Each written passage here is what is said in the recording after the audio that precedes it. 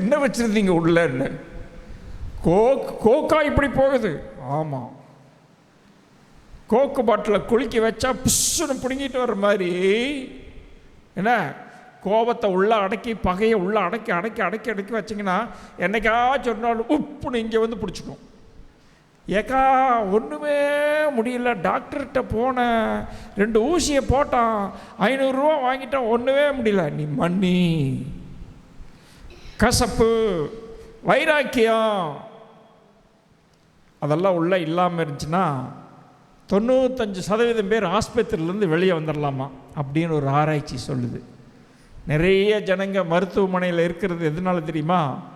பகை, விரோதம், கசப்பு, வைராக்கியம், இதனால தான் அடிக்கடி உடம்பு சரியில்லாமல் போகுது.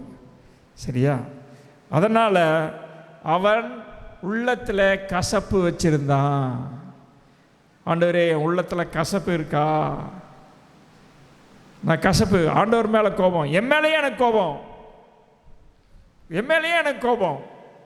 ஆணி அடிச்சுட்டே இருக்கிறோம், ஓங்கி விரல் அடிச்சிடறோம், சீன் கீழே போடுறான். யார் மேலே கோபம்? என் மேலே கோபமா, சுத்தி மேலே கோபமா? சுத்தி மேலே கோபம் வந்து என்னக்கா பண்ணுறது? நீ ஒழுங்காக அடிச்சிருக்கணும் பார்த்து.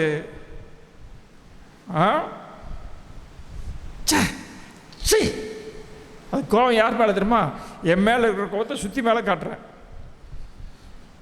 இங்கேருந்து சுற்றியை கீழே போட, அது வந்து நாய் மண்டையில் விழுக, நாய் எந்திரிச்சோன்னு கத்திட்டு போய் அங்கே ஒரு நாயை கடிக்க, அந்த நாய் இன்னொருத்தனை துரத்திட்டு போக, கோபம் பாருங்கள் எப்படி சைக்கிளாக போகுது.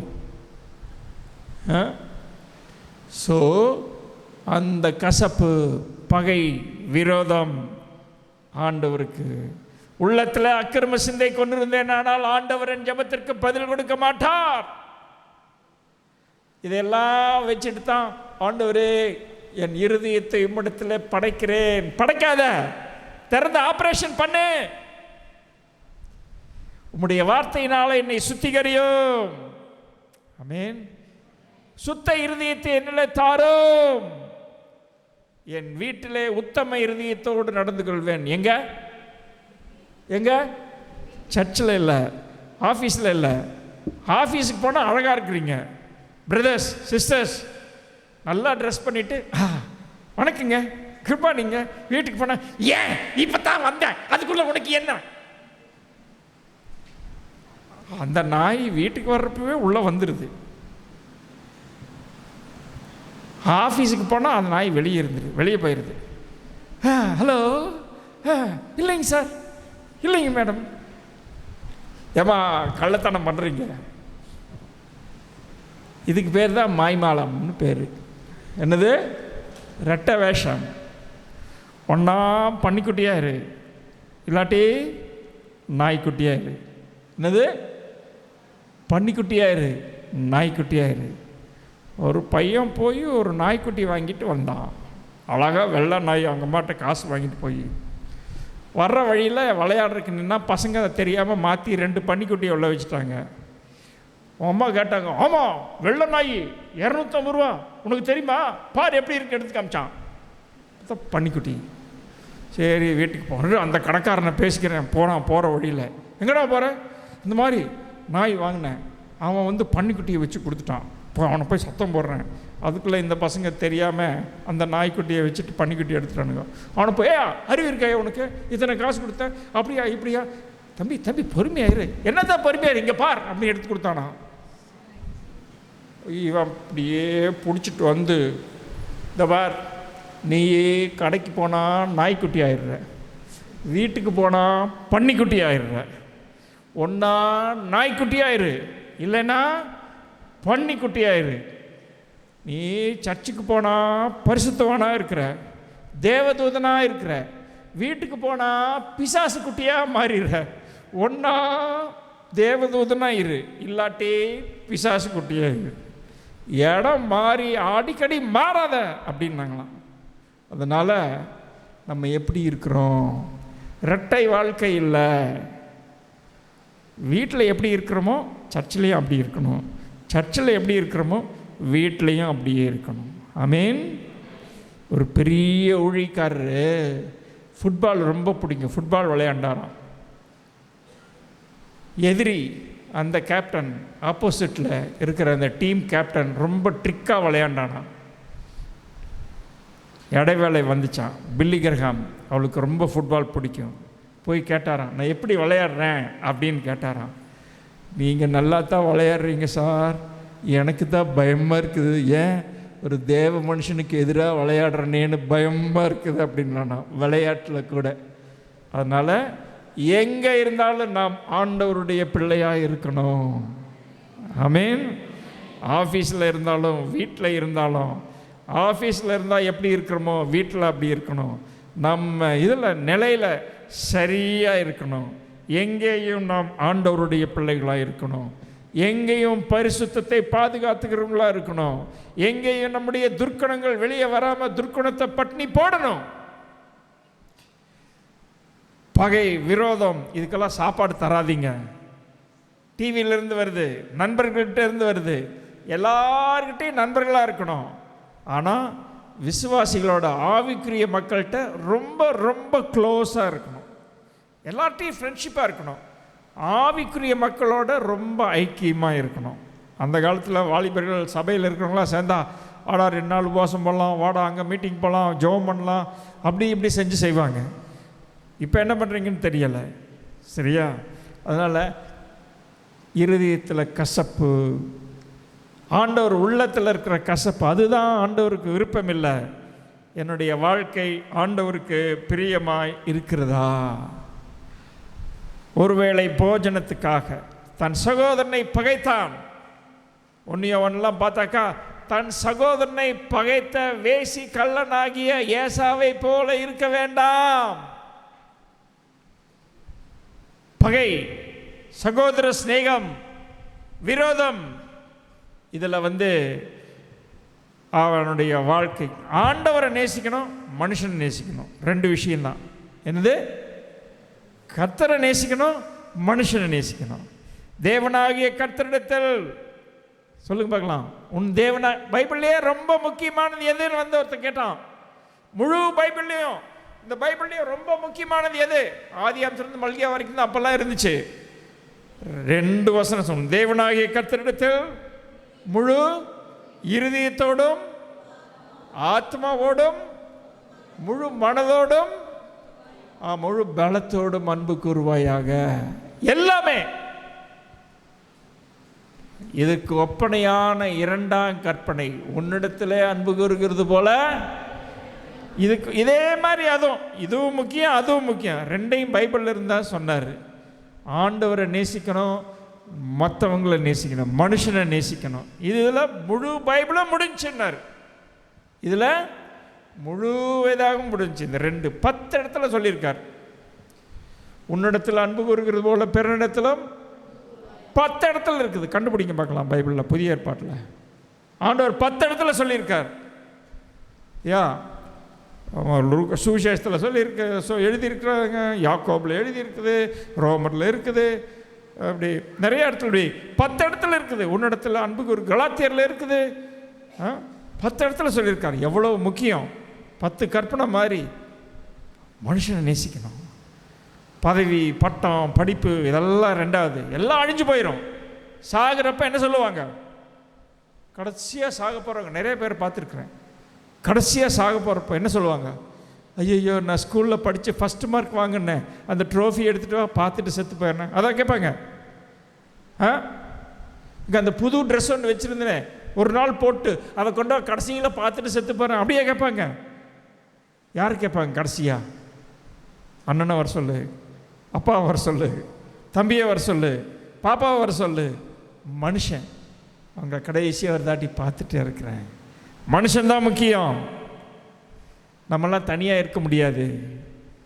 ஆண்டவர் நம்ம எல்லாரும் ஒன்றா இருக்கணும், ஐக்கியமாக இருக்கணும் தான் ஆண்டவர் படைச்சிருக்கிறாரு. அதனால் லவ் காட், லவ் மேன். ஆண்டவரை நேசி, மனுஷன் நேசி. ஆண்டவரை நேசிக்கணும். நீங்கள் ஆலயத்துக்கு போனாலும் போகாட்டியும் கர்த்தர் உங்களை நேசிக்கிறார். ஜெபம் பண்ணாலும் பண்ணாட்டியும் ஆண்டவர் உங்களை நேசிக்கிறார். ஜெபம் பண்ணல அதனால் உன்னை கொஞ்சமாக நேசிக்கிறேன் இல்லை, ஆண்டவருடைய அன்பு மாறாது. ஆண்டவர் நீங்கள் வேதத்தை வாசிக்காட்டியும் நேசிக்கிறார், ஜெபம் பண்ணாட்டியும் நேசிக்கிறார், ஒரு ஒரு இன்ச்சு கூட, ஒரு ஒரு ஒரு புள்ளி கூட ஆண்டவருடைய அன்பு குறையாது. ஆனால் நான் ஆண்டவரை நேசிக்கிறேன்னா, உண்மை நேசிக்கிறேன் ஆண்டவரேன்னு பாடுறோம், ஆனால் ஜெபம் பண்ண மாட்டேங்கிறோம், பைபிள் படிக்க மாட்டேங்கிறோம் இல்லையா? இதெல்லாம் முக்கியம் கிறிஸ்தவ வாழ்க்கையில். ஏசாவனுடைய வாழ்க்கை ஆண்டவருக்கு பிரியமில்லாமல் இருந்தது. ஏசாவை வெறுத்தேன், யாக்கோபை சிநேகித்தேன் அப்படின்னு சொன்னார். உங்கள் வாழ்க்கையை பார்த்து ஆண்டவர் சொல்லுவாரா? என் இருதயத்துக்கு ஏற்ற தாசன் அப்படின்னார் தாவீதை பார்த்து. என் இருதயத்துக்கு ஏற்ற தாசன் அப்படின்னார். நம்மளை பற்றி ஆண்டவர் சொல், நீதிமான்களுடைய மரணம் கர்த்தருடைய பார்வைக்கு, ஆமாம், நம்மளோட வாழ்க்கை, நம்முடைய வாழ்க்கை ஆண்டவருக்கு முன்பாக அருமையாக இருக்கணும். நோவாவின் வாழ்க்கை பார்த்தாரு, பைபிளில் எழுதியிருக்கு, நோவாவுக்கோ கர்த்தருடைய கண்களில் கிருபை கிடைத்தன. என்ன முடியுமா? நோவா கர்த்தருக்கு முன்பாக நீதிமானாய் நடந்தான். அதாவது ஆண்டவர் நோவாவின் வாழ்க்கையை பார்த்து சிரிச்சாரான், ரொம்ப சந்தோஷமாக இருந்துச்சான். நம்ம வாழ்க்கையை பார்த்து ஆண்டவர் என்ன சொல்வார்? நம்ம பிள்ளைங்க செய்கிற ஒரு சில செயலெல்லாம் பார்த்து இப்படி சிரிக்கிறோம்ல, மாதிரி ஆண்டவர் நோவாவுடைய வாழ்க்கையை பார்த்து அப்படி சிரிச்சாராம் பரலோகத்திலிருந்து. நம்ம வாழ்க்கையை பார்த்து இவர் நேசகுமாரன், இவர் பிரியமாக இருக்கிறேன் அப்படின்னு இயேசு பார்த்து சொன்னார். நம்மளை பார்த்து நான் உன்கிட்ட பிரியமாக இருக்கிறேன் ஆண்டவர் சொல்ல முடியுமா? அதுக்கு என்ன தடை? ஏசாவை சிநேகித்தேன், வெறுத்தேன், யாக்கோபை சிநேகித்தேன்.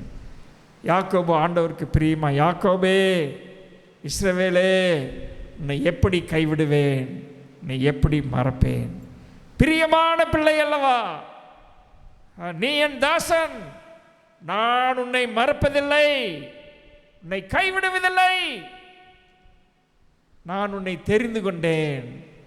ஏசாயா 43 அதிகாரம் யாக்கோபுடைய வாழ்க்கையை சந்ததியை பற்றி ஆண்டவர் சொல்கிறப்போ, ஏசாயா 43 அதிகாரத்தில் 1வது 2வது வசனத்தை வாசிங்க. இப்போதும் யாக்கோபே, உன்னை சிருஷ்டித்தவரும் இஸ்ரவேலே, உன்னை உருவாக்கினவருமாகிய கர்த்தர் சொல்லுகிறதா. என்ன சொல்றாரு? பயப்படாதே, உன்னை மீட்டுக் கொண்டேன், உன்னை பேர் சொல்லி அழைத்தேன், நீ என்னுடையவன்.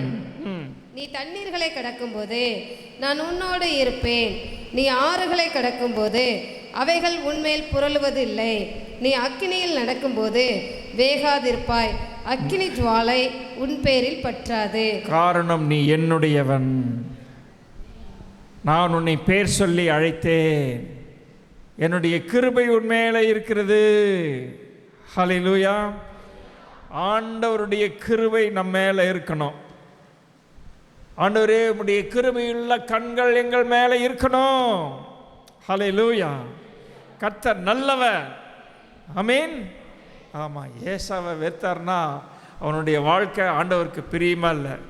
ப்ராக்டிக்கலாக யோசிங்க, நான் எப்படி ஆண்டவரை பிரியப்படுத்த முடியும், எப்படி கர்த்தருக்கு பிரியமாக இருக்க முடியும்? ஞாயிற்றுக்கிழமை மாத்திரம் இல்லை, என் வேலையில், மற்ற நாளில், என்னுடைய வார்த்தையில் நான் எப்படி கர்த்தருக்கு பிரியமாக இருக்க முடியும் இல்லையா? அடுத்தது ஆண்டவர் யாக்கோபுடைய வாழ்க்கையில் பார்த்தோம்னா 28வது அதிகாரம் 1வது வசனம் வாசிங்க. அழைத்து ஆசீர்வதித்து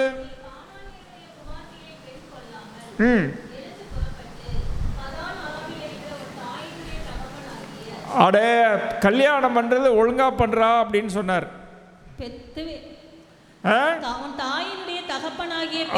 அதை நீங்க அப்புறமா வாசிங்க, சரியா? அந்நிய நுகத்தில் பிணைக்கப்படாத, வேற பெண்ணை கல்யாணம் பண்ணிடாத அப்படின்னு சொன்னார். உடனே இவனுக்கு 6வது வசனம் பாருங்க. யாக்கோபை ஆசீர்வதித்து ஒரு பெண்ணை கொல்லும்படி அவனை பதான் அராமுக்கு அனுப்பினதையும்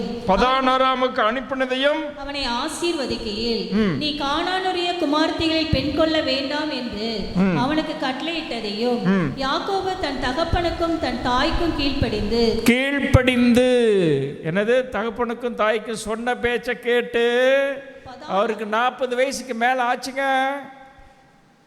40 வயசானா கீழ்ப்படிய கூடாதா? அந்த கிழவன் சொல்றாரு 80 வயசுக்கு மேல இருக்கிறவரு கீழ்ப்படிந்து அவன் சொன்ன மாதிரியே பதானாராம் இருக்கிற மாமா வீட்டுக்கு போனாரு. சரியா? அங்க போய் கல்யாணம் பண்ணார். அப்போ அதைய ஏசா பார்த்தான். இவன் கீழ்ப்படிஞ்சு போனான். சரியா? 8வது வசனம் வாசிங்க. கானானியுடைய குமார்த்திகள் தன் தகப்பனாகிய ஈசாக்கின் பார்வைக்கு ஆகாதவர்கள் என்பதை ஏசா அறிந்ததினாலும் ஏசா இஸ்மவேலுக்கு போய் தனக்கு முன்னிருந்த மனைவிகளும் அன்றி ஆபிரகாமுடைய குமாரனாகிய இஸ்மவேலின் குமார்த்தியும் நெபாயோத்தின் சகோதரியுமாகிய மகலாத்தையும் விவாகம் பண்ணினான். ஏன்னா அவங்கெல்லாம் ஈசாக்கு ரெபேக்காக்கு அருவருப்பானவர்கள். இவன் கீழ்ப்படியாம போய் கல்யாணம் பண்ணான். யாக்கோபு பெயர்சபாவை விட்டு புறப்பட்டு ஆரானுக்கு போக பிரயாணம் பண்ணி ஒரு இடத்திலே வந்து சூரியன் அஸ்தமித்தபடியினால் அங்கே ராத்தங்கி அவ்விடத்துக்கு போதும். அப்போ இவன் அங்க போய் கல்யாணம் பண்ணி அங்கே இருந்தான். சரியா? பின்னால பார்க்குறப்போ ஏசா கல்யாணம் பண்ணான்ல, அவர்கள் இருவரும் ஈசாக்குக்கும் ரெபேக்காளுக்கும் மனநோவாய் இருந்தார்கள். ஒரே பிரச்சனை வீட்டில் இவங்க 2 பேர்னால. சரியா? வீட்டில் பிரச்சனை. கீழ்ப்படியலை, எதிர்த்து நின்னான், பெற்றோருக்கு விரோதமாக செயல்பட்டான். கீழ்ப்படியாமை, எதிர்த்து நிற்கிறது, பெற்றோருக்கு எதிர்த்து நிற்கிறது, ஆஃபீஸில் எதிர்த்து பேசுறது, சர்ச்சில் எதிர்த்து பேசுறது, லீடர்ஸுக்கு, இதெல்லாம் ஆண்டவருக்கு பிடிக்காது. டேய் இந்த பொண்ணு வேண்டாடா, ரொம்ப கஷ்டப்படுவேன், சத்தம் போடாத. ஆண்டவர் தரிசனம் காட்டிட்டார். என்னது? கர்த்தர் காமிச்சிட்டார், அவ்வளவுதான். போ. கர்த்தர் காட்டினார். கல்யாணம் பண்ணான்னா 3 மாதம் கழிச்சு திடீர்னு ஆட்டோவில் வந்து இறங்குறான். பாஸ்டர் வீட்டுக்கு வந்து இறங்குறான். பனியனுக்கு ஒன்று கிழிஞ்சிருக்குது, ஒரு கை லுங்கியோட. ஆட்டோ காசு கொடுங்க பாஸ்டர். என்னடா ஆச்சு? ஷேவ் பண்ணிட்டு இருந்திருக்கான். ஒரு பக்கம் ஷேவ் பண்ணிட்டு இன்னொரு பக்கம் பண்ணுறதுக்குள்ளே 2 பேருக்கு சட்டை வந்துருச்சு. அவன் அப்படியே ஆட்டோவில் ஏறி ஒடியான்ட்டான். முதலே சொன்னேனேடா அந்த பொண்ணு வேண்டான்னு. இல்லை பாஸ்டர், 2 பேருக்கு ஏதோ பிரச்சனை வந்துருச்சு, நீ போகக்கூடாது இன்னைக்கு இருக்கான். அப்படித்தான் போவேன் இருக்கான். போவையா? இவன் பனியனை கிழிக்கிறேன். இவன் ஷேவ் பண்ணிட்டு இருந்தவன் பனியனை பிடிச்சி கிழிச்சிட்டான். இவன் ஷேவ் பண்ணிட்டு இருந்தவன் அப்படியே விட்டுட்டு மூஞ்சி பாதி சோப் போட்டு பாதி போட்டு அப்படியே ஆட்டோ ஏறி ஒடியான்ட்டான். எப்படி இருக்கு கூத்து? சொன்ன பேச்சு கேட்கணும். இந்த பொண்ணை கட்டுவேன்னு கட்டு இல்லை, படு. ஆண்டவரே உதவி செய்யும். அவர் உதவி செய்ய மாட்டாரு. அவர் சொன்ன பேச்சா கேட்ட. ஆண்டவர் காமிச்சார், தரிசனம் காட்டினார், போய் கட்டினேன், இப்ப படு. உன்னை ஜெபம் பண்றதுக்கு தான் ஆண்டவர் அப்படி வச்சிருக்கிறார். ஜெபம் பண்றோம், ஆண்டவரே புதிச்சு உதைக்கிறாளே, ஆண்டவரே காப்பாத்து. ஏன் இந்த வேலை?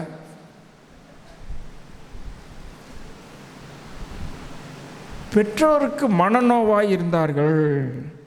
இன்னும் டைவர்ஸ் பண்ணல, ஒழுங்கா ஜெபம் பண்ணி ஒழுங்கா இது பண்ணும். சண்டை. பாஸ்டர் ரொம்ப கொரட்டை விடுறாரு பாஸ்டர், இவர் பேசாம இவங்க அப்பா வீட்டுக்கு அனுப்பிச்சிருங்க பாஸ்டர். ஓய்,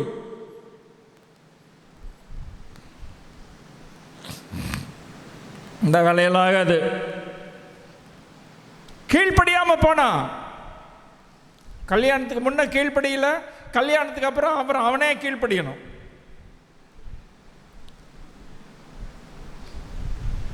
கர்த்தருக்கு பிரியமில்லாம இருந்துச்சு.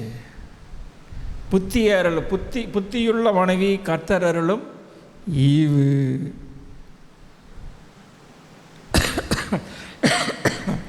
இதெல்லாம் சர்ச்சில் சொல்லித்தரணும், எப்படி கல்யாணத்துக்கு பொண்ணு மாப்பிள்ளையை செலக்ட் பண்ணணும் அப்படின்னு. நான் ஒரு 2 மணி நேரம் பிரசங்கம் பண்ணேன். எப்படி கல்யாணத்துக்கு உங்கள் வாழ்க்கை துணை இருக்கணும் ஒரு இடத்துல போய் பிரசங்கம் பண்ணேன். எல்லாம் ஆன்னு பார்த்துட்டு இருந்தோம். 10 விஷயத்தை சொன்னேன். கர்த்தருக்கு பயப்படுகிற மக்கள் வேண்டான்னு சொன்னார். அவங்க பேரண்ட்ஸ் சொன்னாங்க, வேண்டாம் அந்நியனுகத்துக்கு போகாத, அவங்களுக்கு தெரியாது, ஆண்டவரை பற்றி தெரியாது. பேர் ராபின்சன், வச்சிருக்கிறாரு சந்தனம், டாக்டர் ராபின்சன். என்ன டாக்டர், கிறிஸ்துவ பேரை இருக்குது, சந்தனம் வச்சுட்டு வரீங்க? வைஃபு ஹிந்து. உனக்கு புத்தி இல்லையான்னு நான். பாஸ்டர் இப்படி கேட்டுட்டீங்களே, டாக்டர் இப்படி, நீ டாக்டர்னா எனக்கு என்னையா? என்னவோ பண்ணு, நீங்கள் ஒத்து போங்க. லெட் யுவர் ஒய்ஃப் பி, உங்கள் ஒய்ஃப் இந்துவாக இருக்கட்டும், அவங்க அதை பண்ணிட்டோம். நீங்கள் இதுக்கு ஆண்டவருக்கு உண்மையாக இருக்கணும்ல. கர்த்தரை உறுதியாக பிடிச்சுக்குங்க, ஜெபம் பண்ணுங்க, ஆண்டவர் ஏற்ற துணையை ஏற்படுத்துவார். கீழ்ப்படியாமை முரட்டாட்டம் ஏசாவின் இடத்துல. பெற்றோருக்கு கீழ்ப்படியணும் பிள்ளைகள். 5 வயசில் அவங்க சொல்கிறத கேட்டு பயந்து இருக்கணும். 15 வயசில் நண்பர்களாட்ட கீழ்ப்படியணும். வயசானதுக்கப்புறம் பெற்றோரோட ஆலோசனை கேட்டு கீழ்ப்படியணும். திருமணத்துக்கு அப்புறம் பெற்றோரையும் சேர்த்து வச்சுக்கணும், அவங்களையும் தள்ளிடக்கூடாது. கடைசி வரைக்கும் தாயையும் தகப்பனும் கனம் பண்ணணும். அதுதான் கர்த்தருக்கு பிரியமானது. நீ நல்லா இருப்பதற்கு, உன் வாழ்நாள் நீடித்திருப்பதற்கு தாயும் கணப்பனையும் கனம் பண்ணுவாயாக. மற்றவங்க நீங்கள் ஆசீர்வாதத்தை பார்க்க முடியாது. அதனால தான் ஆசீர்வாதம் இருந்தாலும் 85 லட்சம் வாங்கினார், ரிட்டையர்மெண்ட் போனால் அம்மாவுக்கு கொண்டு வந்து 1000 ரூபா கொடுத்துருக்காரு. இந்த அம்மா எல்லாம் எஃப்டியில் போட்டேன், இது நீ வச்சுக்கம்மா. ஏன் வாங்கினீங்க? நீங்கள் ஒரு 10 ரூபா போட்டு 1010 ரூபாய் நீ இதையே நீயும் வச்சுக்கன்னு கொடுத்துட வேண்டியது தானே. பெற்றோரை கனம் பண்ணுறாங்க பாருங்கள். இவங்கெல்லாம் ஆசீர்வாதமாக இருக்க மாட்டாங்க.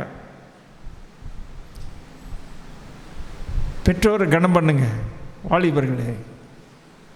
எந்த வயசாக இருந்தாலும் கடைசி வரைக்கும் பெற்றோரை கனம் பண்ணுங்க. சரியா? கடைசி வரைக்கும் பெற்றோரை கனம் பண்ணுங்க. பெற்றோரை கனம் பண்ணவங்களாம் பார்த்திங்கன்னா இன்றைக்கி டாப்பில் இருக்கிறாங்க. ஆண்டவர் உயர்த்தி வச்சிருக்கிறார். ஆண்டவர் மேலே உயர்ந்த பதவியில் வச்சுருக்கார், கிறிஸ்தவ வாழ்க்கையிலையும் வெளியிலையும். அதனால் ஏசாவனுடைய வாழ்க்கை ஆசீர்வாதமாக இல்லாததுக்கு, ஆண்டவருக்கு பிரியமில்லாததுக்கு போனதுக்கு கீழ்ப்படியாமை. அவன் மாறுதலை மனம் திரும்பல கடைசி வரைக்கும். சரியா? அவன் சகோதரருக்கு விரோதமாக இருந்தான். உங்களுடைய வாழ்க்கை எப்படி இருக்கு? ஆண்டவரை பின்பற்றுறோமா? உண்மையாக இருக்கிறோமா? சகோதர சகோதரிகள் வீட்டில் நம்ம அன்பு செலுத்துகிறோமா? நம்ம நடைமுறை வாழ்க்கை எப்படி இருக்கு? ஒவ்வொரு நாளும் ஒரு நாள் ஆலயத்துக்கு வந்து பைபிள் எடுத்து படித்து ஜெபம் பண்ணுறது முக்கியம் இல்லை, வாரம் பூரா எப்படி வாழ்ந்து காட்டுறோம் அப்படிங்கிறது தான் முக்கியம். ஆமீன். நீங்கள் 10 வசனம் வாசிங்க போதும். அந்த 10 வசனத்தை எப்படி நான் வாழ்ந்து காட்டுறேன் என்னுடைய நடைமுறை வாழ்க்கையில். உங்களுடைய வார்த்தையெல்லாம் மாறணும், வீட்டில் பேசுகிற பேச்செல்லாம் மாறணும், உங்கள் பிள்ளைகளை திட்டுற கடுஞ்சொற்கள் எல்லாம் மாறணும்.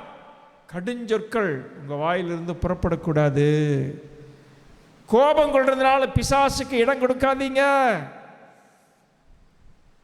கோபம் வந்தால் பிசாசுக்கு இடம் கொடுக்குறோம். பிசாசுக்கு எப்படி இடம் கொடுக்குறோம்? எரிச்சல், கோபம், பகை வர்றதுனால தினந்தோறும் பிசாசுக்கு உள்ளே இடம் கொடுக்குறோம். அப்புறம் சாத்தான் ரொம்ப சோதிக்கிறான் பாஸ்டர். ஏன் சோதிக்க மாட்டான்? உள்ள விடுறதே நான் தானே. சரியா? ஆண்டவருக்கு பிரியமுள்ள வாழ்க்கை. மூத்தவன் இளையவனுக்கு ஊழியம் செய்வான், இளையவன் ஆசீர்வாதமாக இருந்தான். மூத்தனுடைய ஆசீர்வாதத்தெல்லாம் இளையவன் பெற்றுக்கிட்டான். இன்றைக்கும் சொல்கிறோம் யாக்கோபின் தேவன் அப்படின்னு சொல்கிறோம், ஏசாவின் தேவன் சொல்கிறதில்ல. ஏசா பேர் அழிஞ்சே போச்சு. அவன் இந்த கெட்ட உதாரணத்துக்கு தான் எடுக்கிறோம். ஆண்டவர் வாழ்க்கையில் பிரியமாக இருந்ததில்லை. ஆனால் கர்த்தருக்கு பிரியமானது இன்னதென்று சோதித்து பாருங்கள். கர்த்தருக்கு பிரியமானது இன்னதென்று சோதித்து பாருங்கள். இயேசு கிறிஸ்து தேவனுக்கு பிரியமாய் உகந்த காணிக்கையாய் தன்னை ஒப்பு கொடுத்தது போல, அவருக்கு பிரியமாய் நடந்தது போல நாமும் தேவனுக்கு பிரியமாய் நடக்க வேண்டும். எபேசியர் 5வது அதிகாரம். எபேசியர் 5வது அதிகாரத்தில்